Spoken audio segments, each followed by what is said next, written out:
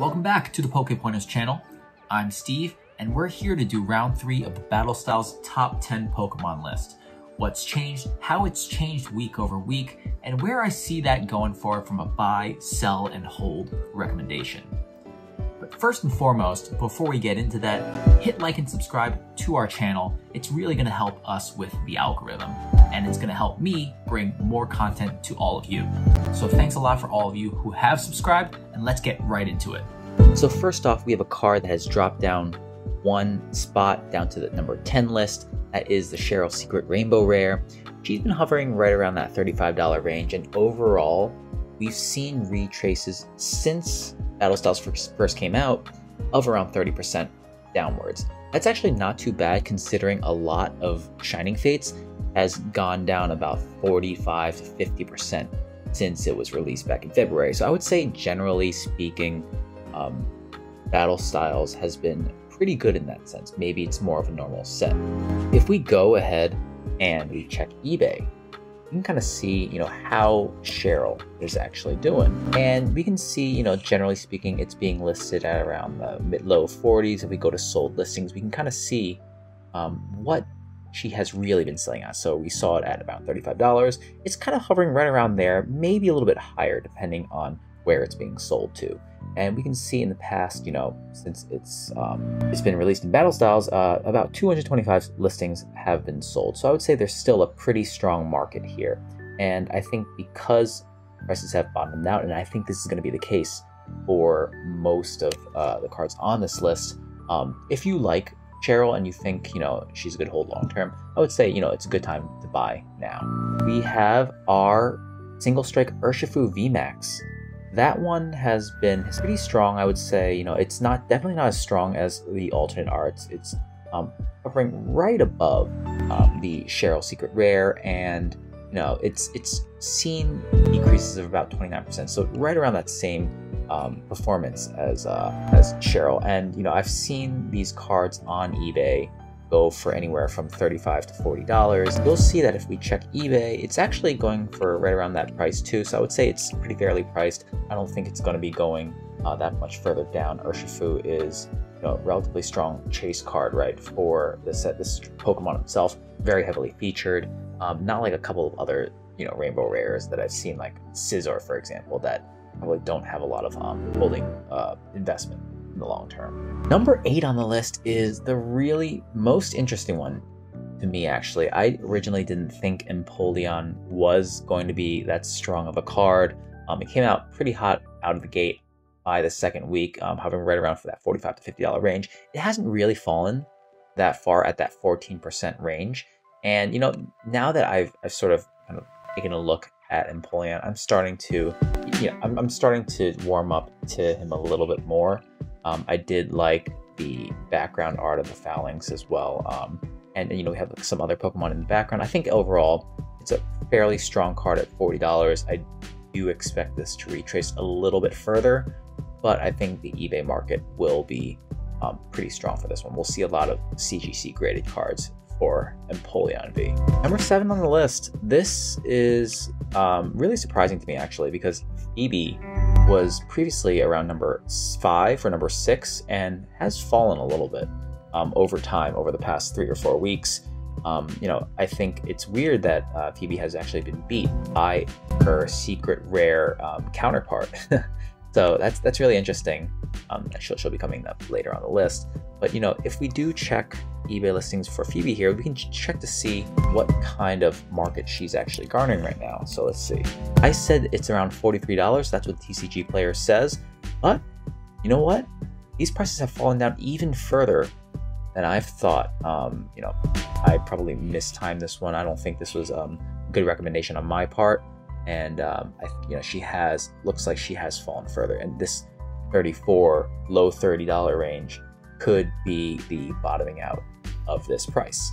And this actually switches it from overall change of around minus 14% to likely around that 30 to 32% range, similar to what we saw with our first 2 cards. Number 6 on the list, we've got our Rapid Strike Urshifu. Rapid Strike variant always seems to do a little bit better than the single strike ones. We'll also see that in our top lists as well. $45, you know, I think people generally like Rapid Strike. I can't say for sure how well it does in the TCG. I originally thought, you know, Rapid Strike was better. We're seeing very, very little downwards movement on the Rapid Strike, only -7%, when all the other cards are actually hitting that, you know, 25 to 30% downwards pressure. So, you know, maybe there is some resistance there.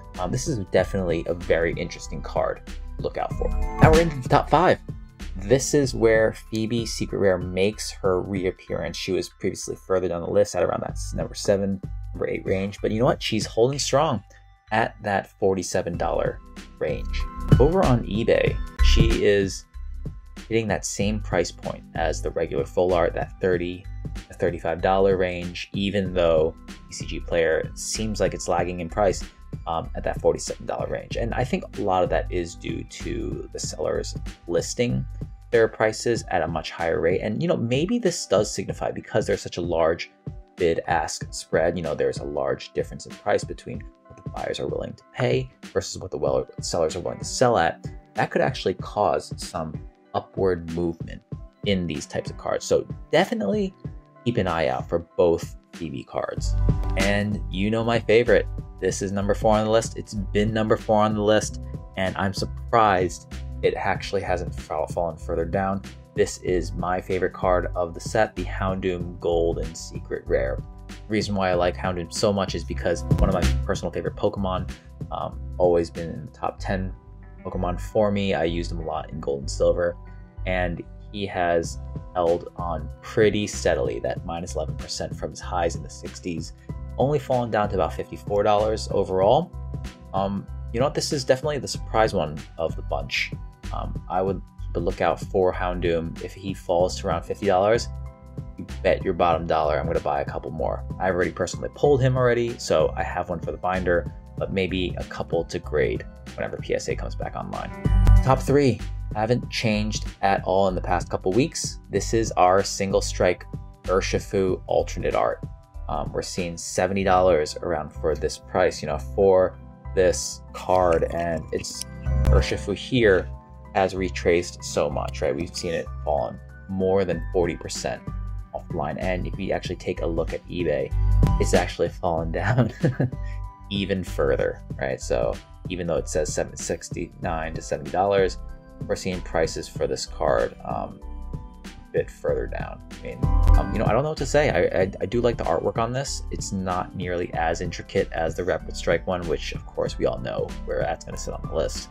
But you know what? It does hold its own. It's probably because Urshifu is not as popular of a Pokemon as people really knew. When they saw Battle Styles, they're like, who is this guy? Why is there a single strike? Why is there a Rapid Strike variant? Very confusing as a player for the TCG. Number two. This is Leap Tyranitar. This is the one I personally thought was going to be the ultimate chase card of this set. And I think a lot of people did too, because when it first came out, right out of the gate, it was easily the number 1 card. It was, you know, right around that $120 range. And surprisingly, this has actually gone up since it first came out. I think it's definitely rarer than people thought it would be. And what I found so interesting is that other Tyranitar cards, those in Expedition, those in Neo, those in various other graded variants of different sets, all those Tyranitars have actually gone up in price. So I think this card specifically, and I don't want to say it necessarily directly drove all that, but I think it garnered a whole new set of interest in Tyranitar cards. So I think this this overall change of plus 13% does make sense to me. And finally, the head honcho of this. This wasn't on the board when we first introduced Battle Styles in our top 10, but it's been holding strong. I think this is probably going to continue to be the better chase card, even though it's slightly easier to pull, is the Urshifu. And I think people, as they've gotten longer into the hobby, are starting to realize how good of an piece of artwork this truly is. I will be the first one to say that I wasn't, necessarily that impressed with it when it first came out, but I think there is definitely something there. I'm still preferential to both the Houndoom and the Tyranitar, but I can definitely see why this is the number 1 card. And no surprise there, this has also been increasing in price since the card came into being when Battle Styles first came out. So that's our top 10 for today. What surprised you on this list? What do you think should actually be on there, and where do you think these cards should be? Should you buy, hold, or sell them? Let me know in the comments, and don't forget to like, hit subscribe, and ring that notification bell. It's really gonna help us here over at the PokePointers channel. I'll see you guys next time for the next update.